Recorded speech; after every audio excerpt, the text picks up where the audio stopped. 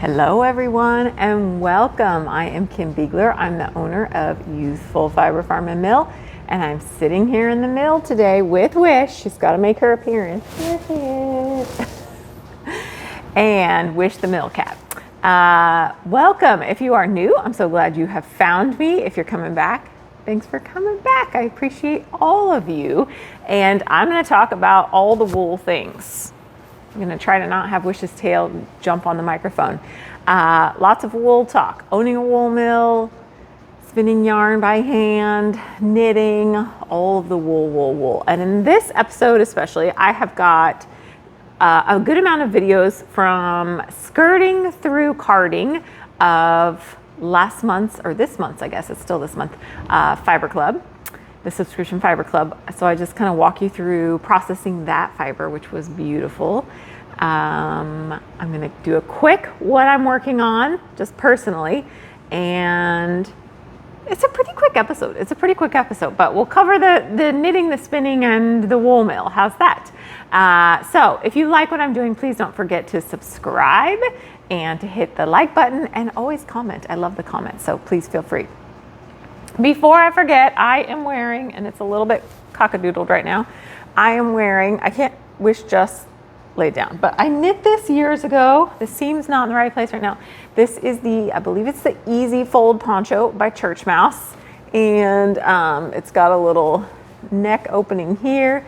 It really is an easy fold poncho. So if you're looking for a just knit and travel type of larger garment, feels like a sweater, but with less details, this is it. And this was before I had the mill, so I believe this is Imperial yarn from like back in the day.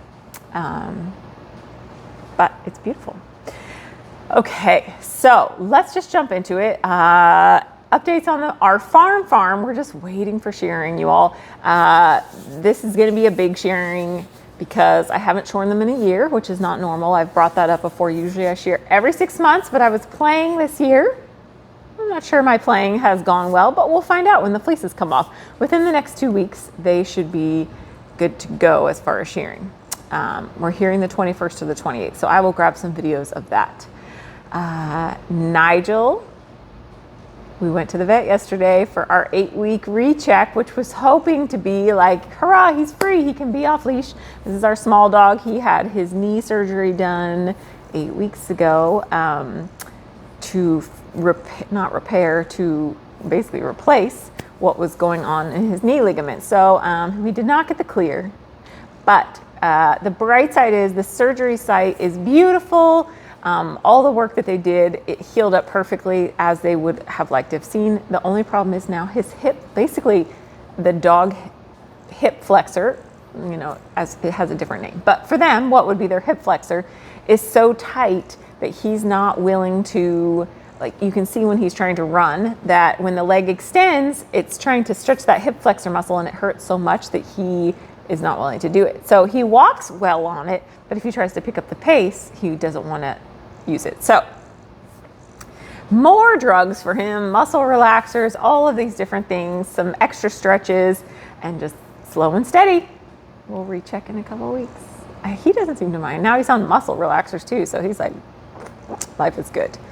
So that's kind of what's going on with us. Not a whole lot. And it was beautiful weather, and now it's pouring down rain and very chilly again. So I guess we're not done with winter yet.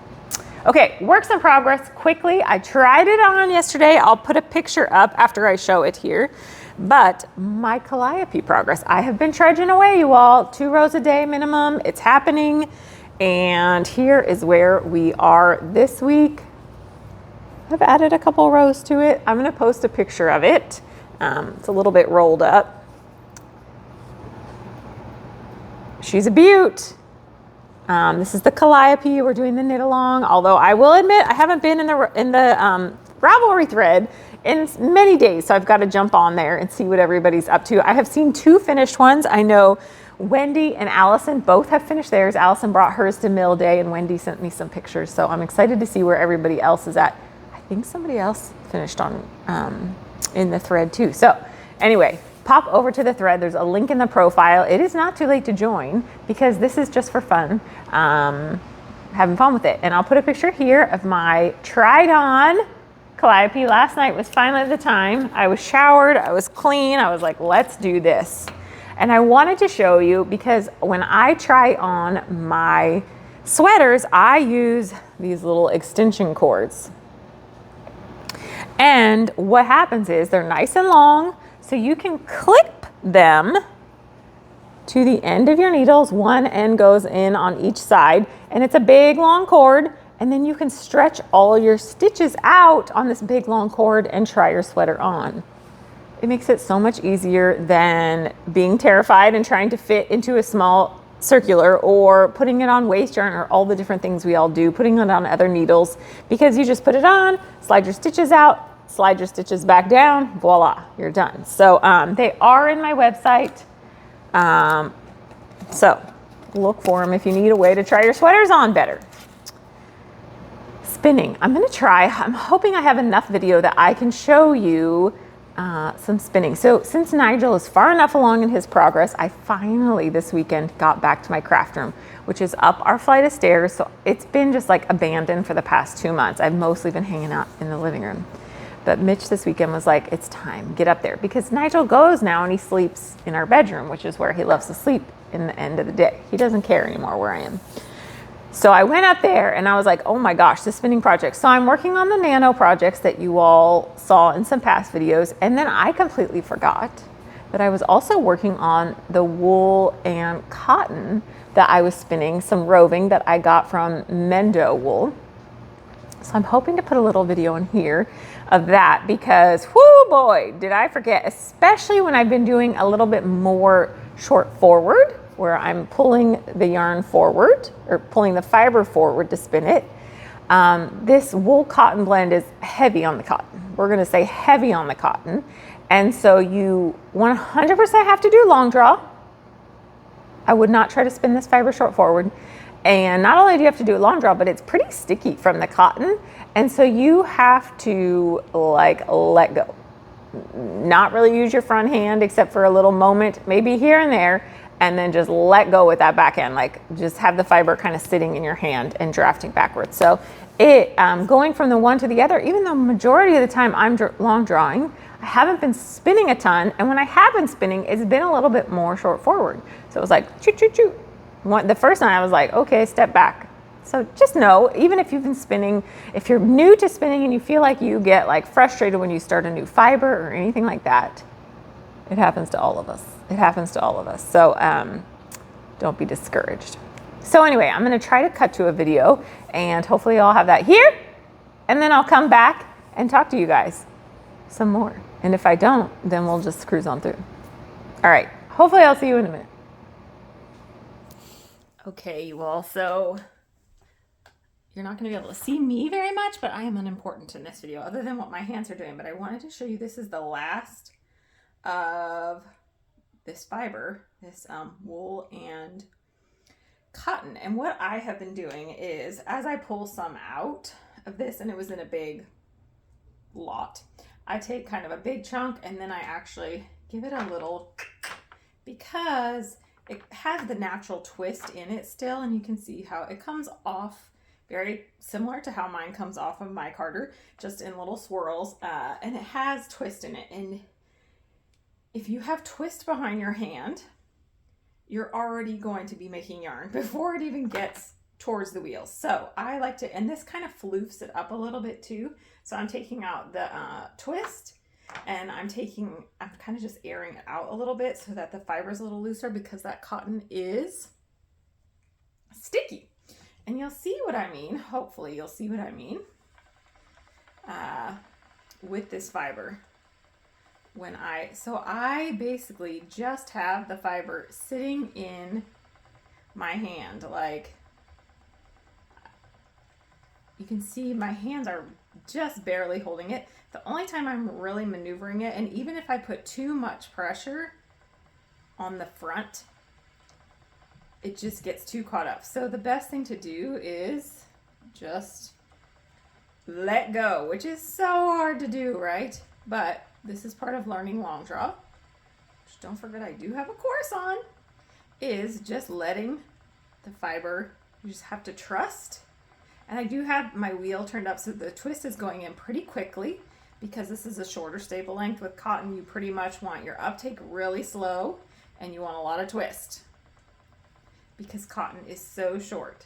And then I'm just kind of like having the fiber sitting in my hand.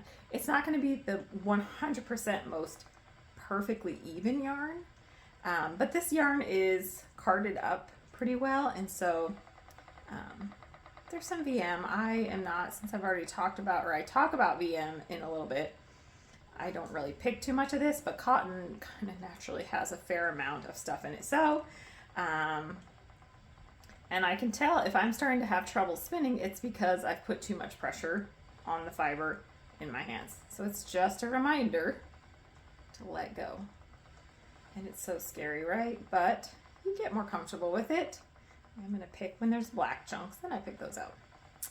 So I just thought I would take you along as I was back to spinning this. I'm so close to this project being done, and it's gonna be a beautiful, really nice and soft fiber. The plyback samples are gorgeous on it. You just kind of have to know what you're getting into, and that cotton is a different way of spinning.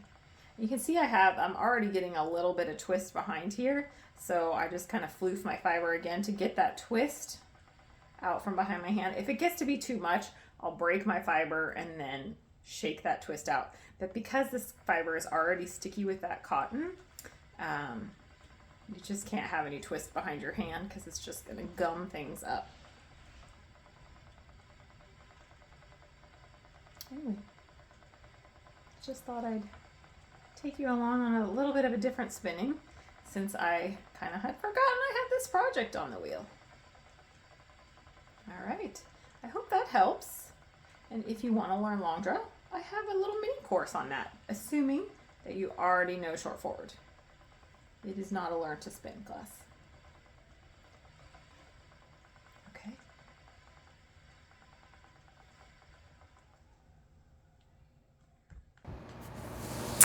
Okay, so that's what I'm working on.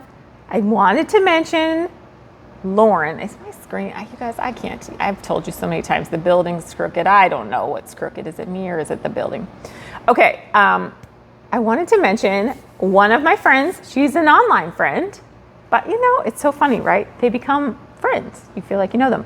Lauren and I also exchanged letters, which is fun. She was in the United States and then moved over to the UK. I believe, Lauren, if I'm wrong, please don't hate me, that her husband is from the UK. So they moved over there, and she's in Fiber Club. She's still in Fiber Club, which is so fun.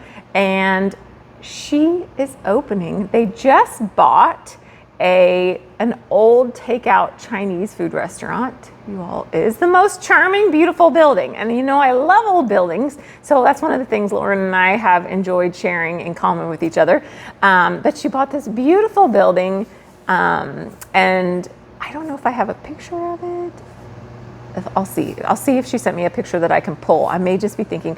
Anyway, the point is, they bought this building and she's going to start a yarn shop kind of maker space on the upper level of it. And it's so cute, and I'm so excited for her journey, and it's a big project. And so we have talked about that some, and we'll talk much more about it. As you all know, my building was a big project. My life is a big project of old things. So anyway, if you want to follow her on her journey, she has started, I think she's doing a blog and also a newsletter. Anyway, I'm going to put a link. I'll probably put something here so it reminds you, but I'll have a link in the show notes if you want to start following her on her journey. I know a lot of you have brought up that you've enjoyed watching me go through the journey with this business, and I thought maybe some of you would enjoy watching her journey along the way too, as she empties out this space and then turns it into something beautiful and a space for makers. So check that out in my show notes. Next up, guess what? My course is open. It's been hiding away for a while. My Learning to Hand Spin on a Spinning Wheel course is available on my website.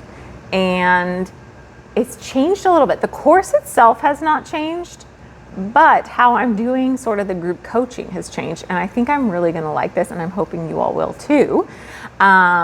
So the course is available in the Wool School section, or you can find it pretty easily in the online shop. So the price has dropped a little bit because I'm not going to do the group coaching in the same way. What I'm going to do now, and I'm pretty excited about this because this is for some people who, well, this is for many people potentially who don't sign up for my course but need a little extra help. I'm now going to do that through Patreon. So rather than doing group coaching via Zoom for specifically people in the course, there's my watcher, in my Patreon at the $5 level, you all, so this is pretty awesome. I want to make this as accessible to people that are learning to spin as possible because we all go through our hiccups when we're learning, some of us more than others. So I'm going to start hosting Q&A Zooms via my Patreon. $5 level. So this is different than if you're at the $10 level or up. I have more of a social meetup on Zoom. That's different because that's a very community building space. We all get to know each other. We talk about what we're working on. We inspire each other and get excited and encourage each other. These Q&As that I'm going to start are more specifically geared towards, I have a problem and I don't know how to fix it when it comes to my hand spinning. And I'm hoping this will help a lot of you. I get a lot of people reaching out with questions that are new, or they're stuck, or they got frustrated and they stopped. First off, I'm gonna say, do my online course. And any of you watching that have done my online course, please put a comment below and tell people that it helped you and made it easier for you, because I know it truly does. I've seen it happen. So the course is one option. But if you financially can't do it, or you feel like you have already gone beyond the point of knowing the basics, then the Patreon is probably perfect for you. And this is a way for me able to bring people together, build community also. I won't be teaching how to spin in the Q&As, but I will be answering your questions as far as my wheel's not doing what I think it's supposed to be doing, or why is this fiber not spinning this way, or what's wrong with my hands. So that's going to be exciting. My plan is to start that in March. If I get a wild hair, I may do one before March, but all the info will be in Patreon when I'm going to do it. The links will be in Patreon, all that stuff. So if you're interested, $5 a month, and hopefully I can answer some questions for you. And it's a great community. It's a great place to start in the spinning community. So I want to make this successful for you if you want to learn to spin, or if you're already head in deep. Let's make it successful and fun, because that's what it's supposed to be. And that's what I think for most of us spinners it is just a way to relax, a way to connect to our finished products, a way to connect back to the animals and the sheep that gave us that beautiful product. So anyway, check out my Patreon. That will be starting very soon. And I will record the Q&As, but they're only gonna stay up on Patreon for like a week or so because it takes storage out of Zoom. And I don't want to pay Zoom any more money than I possibly have to. So if you have been wanting to take the course, if you've got a wheel that's collecting dust, go to my website. I'll have a link in the show notes also, and check out the course, because it is go at your own pace. It's $147 for the course. You own it for a lifetime.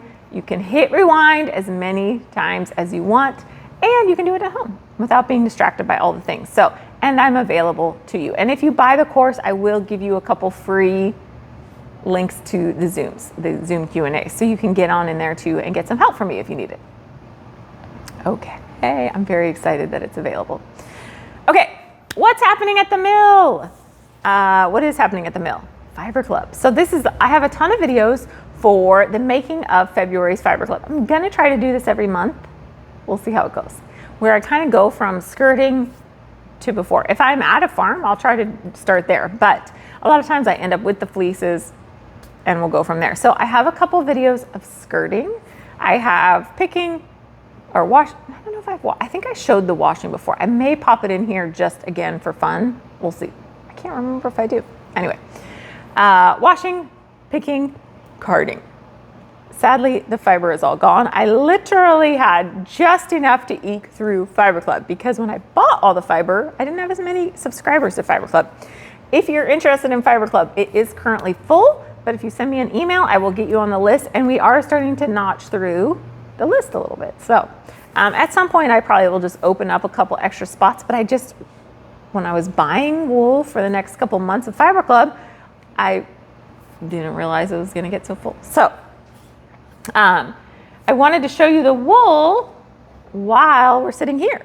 So this fiber club was basically my dream come true. This wool I got from my shearer. It is a, wait for it, drum roll, blue face Leicester Shetland cross. So when I first got my Shetlands, that was the dream breed for me. Like maybe one day I'll get a BFLU or a Shetland Ram and I'll make this. And then I realized, how about if I just buy the wool and have a few sheep? So here is the wool. It's pretty spectacular. So it has, you can see, it has that beautiful French fry crimp. I call it the French fry crimp of BFL, but it's got just a little bit of extra Shetland character to it too. It's scrumptious. So this is from my shearer, Michael. I'm going to try to get some more this year. I told him it was a wild success.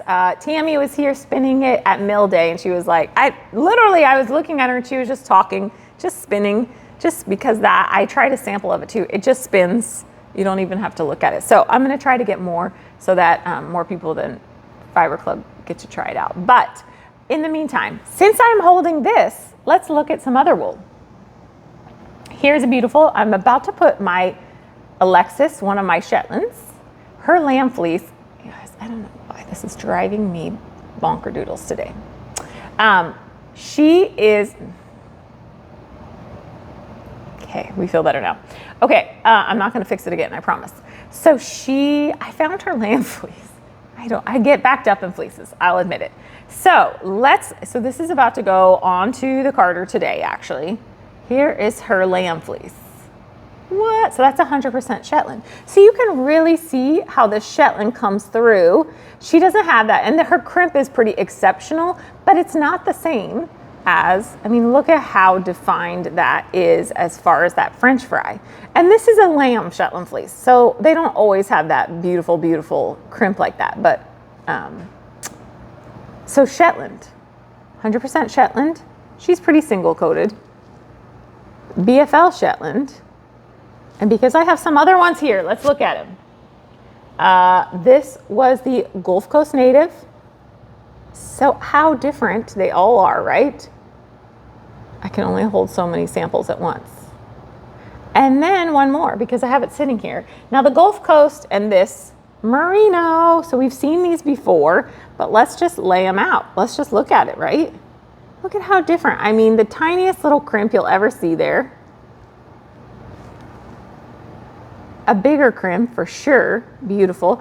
But you know, the merino doesn't have a lot of luster. The fine wools don't have the luster that some of these other sheep do. Here's our blue face Leicester Shetland. And here is our Shetland. And I don't know why. Some of my Shetlands have just the most stunning luster too. Bonus. Okay, so I just thought I'd show you because all wool is not the same. Even if it's all white, it's not the same.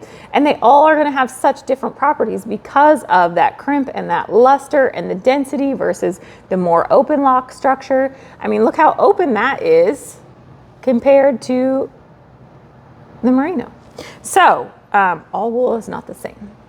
And I think you all know that I really love to try to find wools that are otherwise not deemed that great. Like I will play with all wools because these sheep put out all this effort. Let's like use it, right? So this BFL Shetland, it was a little higher in VM than I normally get. Not to say I haven't seen 14 times worse. But there was a little bit of VM. I picked a lot of it fell out through the process of picking and carding. A lot of it's gonna fall out what's left into your lap if you were spinning it, and you may pick a little bit. To me, VM is not the end of the world. And I think a lot of spinners that, you know, if you're going to use wools that were not necessarily being grown for purpose of wool use, you're gonna not always have the most perfect wool. And I think that's just part of using what we've got, using beautiful wool, even if it's not perfect, and just appreciating the process of it. And you know, a lot of times that just means those sheep lived really happy lives. So it's just part of the process. And I lightly process the fiber, so that's gonna happen. There's gonna be a little bit of dirt sometimes. There's gonna be a little bit of VM. So just, you know, slow down. It's okay, I think. If it's not okay for you, that's okay too. But because I do use wools that aren't necessarily always thought of as the prime stuff, that's gonna sometimes happen.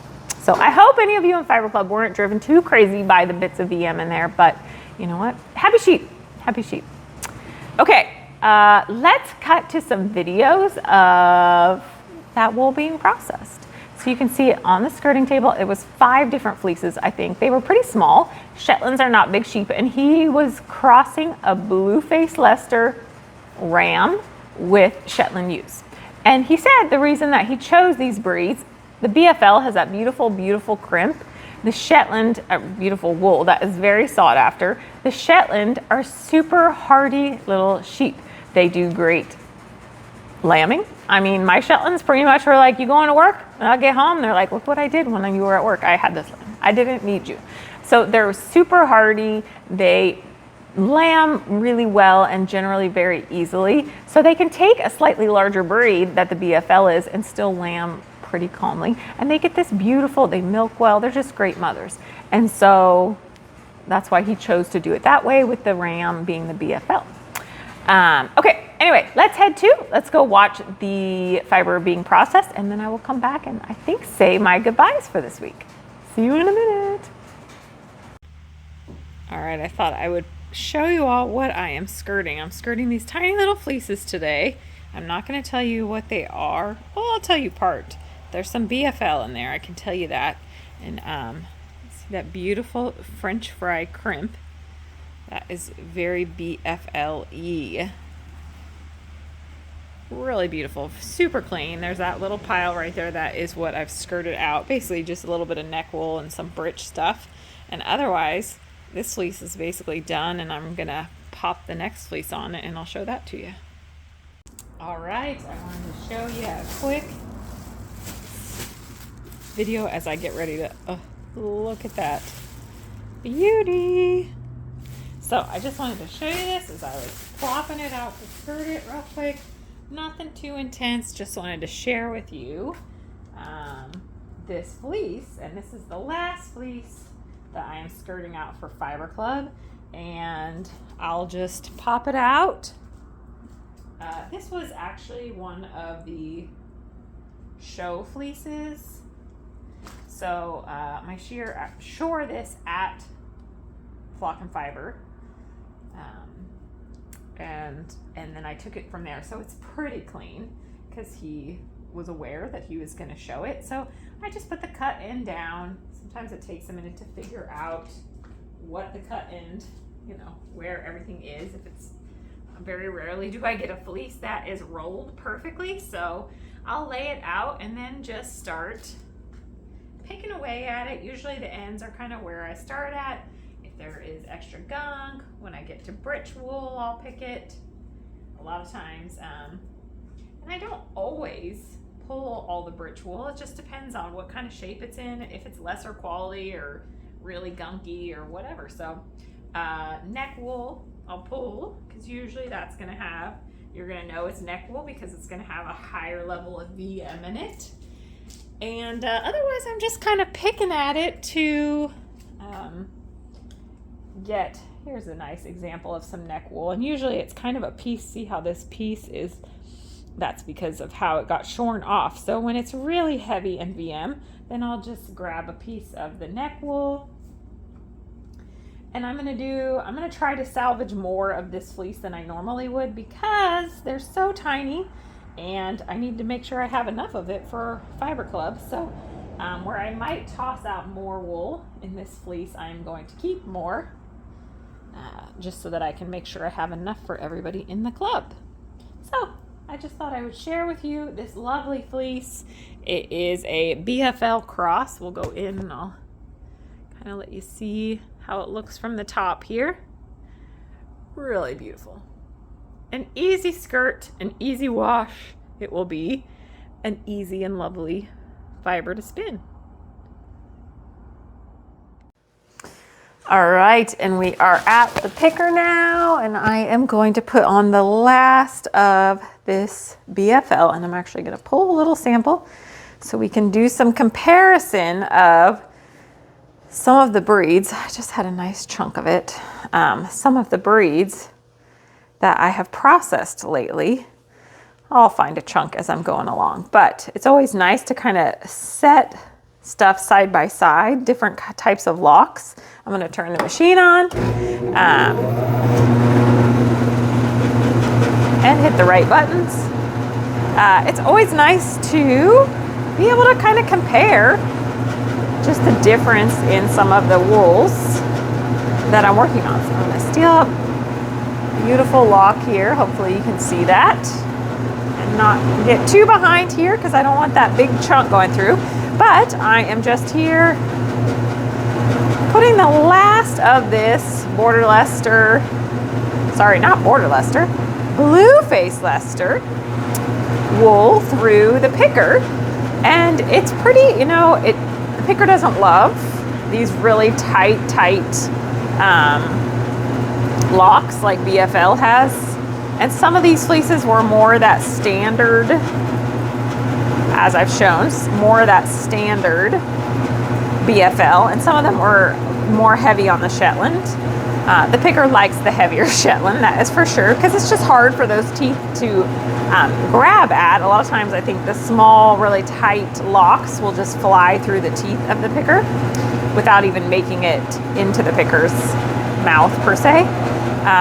But the Carter does a pretty good job of doing that, finishing that up. So I'm just gonna finish this up, and I'm picking out VM as I go along. And this is it. And I wish I had more of this fiber, but I had just enough for Fiber Club. Because when I bought this wool, there weren't quite as many people in Fiber Club. We had such a big jump in Fiber Club that, but hopefully I'll be able to talk Michael into selling me some more once he starts shearing them again this year. And we'll get some more. So, okay, I'm gonna finish up and let me show you how it's coming out the other end there. That's just me picking off VM. I don't want to fall behind, so let me show you. Kind of peek inside the picker there. You can see those teeth going. And we'll come over here. You can see it flying out there and just collecting on the bottom. Okay. All right, so here we are with just a peek inside our picked BFL Shetland. So I am going to, you can see it doesn't love to get those teeny tiny ones open, but the Carter does a decent job of the stuff it doesn't open, but all in all, it does a great job. So I'm gonna pull this and we'll head over to the Carter.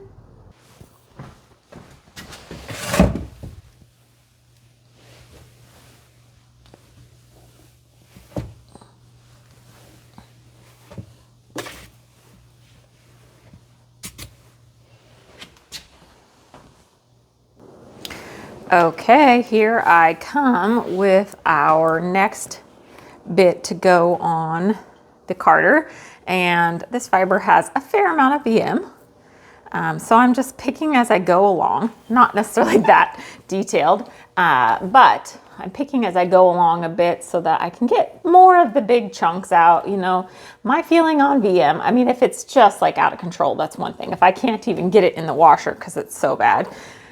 But in general, because I love to use wool that sometimes would be underrated or maybe not used, that's kind of part of the price that you pay, right? Because it may or may not have been grown with the specific purpose of it being yarn. But anyway, this is not that bad, but I'll kind of just keep picking as I go through.